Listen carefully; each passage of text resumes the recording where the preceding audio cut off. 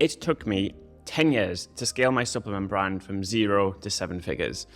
I'm now an 8-figure entrepreneur. I've scaled multiple brands, and my mission is to pretty much give away all of my knowledge so you can use it to build your own brand.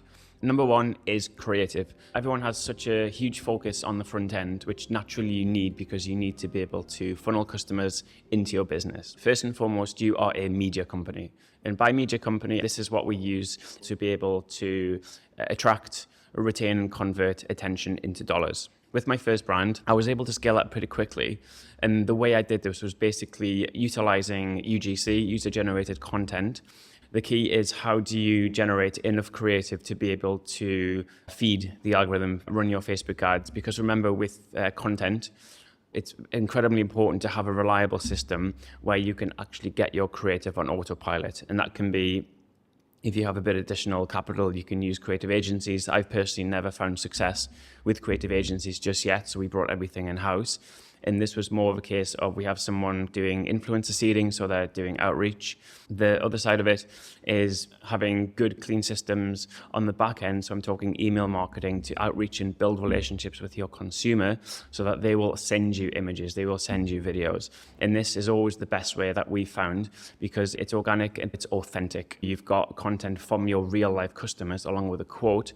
All of a sudden now, instead of you being a faceless brand or a random company selling to a certain demographic, now you have customers selling to customers because they're seeing and talking and listening and reading from others who look and talk and think exactly like them. So having good, reliable systems to feed the front end on creative, a constant pipeline as well. It's not like you just get one good bit of content and then run it forever, because as Facebook ads, you can get one killer ad, but then at a certain scale or after a certain amount of time, it always bottoms out.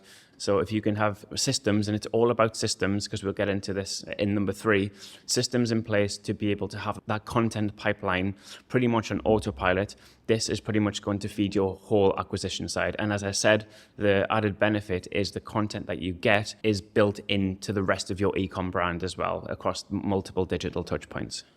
Number 2 is cash flow. Now, this is arguably one of the most important of the 3, because think about it, without cash in the business, you don't have a business. As a business owner, you need to know that revenue is vanity and profit is sanity. So if you don't have a good, at least fundamental core understanding of your numbers, it is impossible to scale. Now, there's a few of the things at play, particularly with the supplement brand.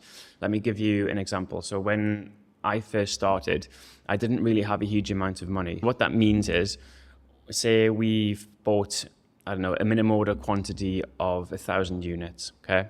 Our margin on that is very thin in the beginning because you don't have something called a scale of economy.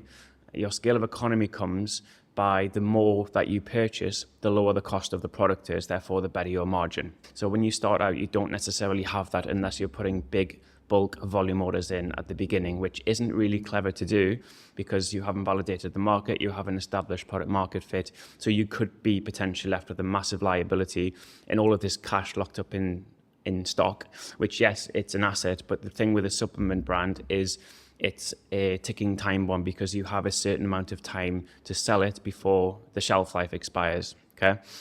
So when you first get that batch, I remember we would have to sell through between 70 and 80% of that batch in order to have enough cash to then reorder the product, but then order a few more, okay? And every time we would do this sequentially, we didn't take out of the brand for years. So everything that came in sales stayed in the business, okay? Obviously, this isn't really sustainable at scale, but in the beginning, as I always say, you need to work hard enough to not have to work hard, okay? So this sometimes means doing without, but I'm so grateful that we did that, because once you hit a critical mass, your profitability is much higher, and then you also have the cash to be able to scale up organically. So one thing I would say, and this feeds back into the operations, which is actually number 3, is really get a deep understanding of your product. And it's not just a case of buy something for 10, sell it for 20. Like that, in theory, sounds like a great business, but in practice, it's not. What you actually need to do is buy for 10 and sell for 100. Now you have margin for obviously rebuying your product, but not just rebuying the product again for 10. Remember, you're going to double it, so you need to allocate 18 to 20 bucks. Okay, say 18 with a bit of scale of economy to repurchase the product. Okay, Then out of that, you have your operational expenditures. Are you going to run or take some sort of salary out of the business? And the big thing, customer acquisition cost. This can be anything from, I don't know, $9 to $40, $50, depending on how efficient you are as a marketer. Okay, so very important that you get a good grasp on your numbers. And as well, if you are actually holding inventory, okay, so you've committed and paid cash to buy product. Yes, it sits as an asset on your balance sheet, okay? So you still have the cash, it's just transformed into stock. The problem you have there is you have a lot less working capital with which to actually market. The other side about having this stock, this cash locked up as stock, is your cash conversion cycle. This is a fancy way of saying how long it takes for you to buy your product and then sell your product with the cash in the bank, okay? And this is going to be contingent on your batch size, so how much you're ordering, and also how quickly you are able to turn over. Because once you have stock, it's not like that's all of your costs stop. You still have to warehouse it, you still have to pick and pack and delivery, etc. So there's a lot more operational overhead that comes with having stock, okay? Again, this is another problem of scale, so it's still a good problem to have, but you have to think it's not just as easy as buy something for 10, sell it for 20. You have to be able to build in a good fat margin in order to sustain the business, grow the business, and scale it. Number 3 is operations. So in order for you to scale, let's just think about what it means to scale. So from my perspective, scale means I can sell you 10 products with the same level of effort as I can sell you 1,000 products. It doesn't have any more impact on my time. So that always boils around to your operations. So the way I set my nutrition company up was that I wanted it on a virtualized architecture. Again, sounds like a fancy word, but basically it means everything pretty much runs on autopilot. It's a map of your manufacturing, your third-party logistics, your website, the distribution, and then your bank. And it's how all of these are linking up. And in the beginning, I remember I couldn't afford a 3PL. I didn't even know what I was doing. So I would actually ship stock to my apartment. I have to carry it up 4 flights of stairs. And I'm talking like tons of product, back-breaking work, horrible. But again, this was necessary because I needed to understand what not to do. But again, I think it's a little bit more of a rite of passage to go through this, to understand how things work on small scale, so that as things are slowly increased, as more operational complexity, as the business gets bigger, you're able to handle things sequentially one at a time. When it comes to your operations, it's how can you remove yourself from the business. So for example, if I have stock in my house, I get an order through. If I'm on holiday, that product just doesn't get sent out. Same can be for your operational side of things with customer service.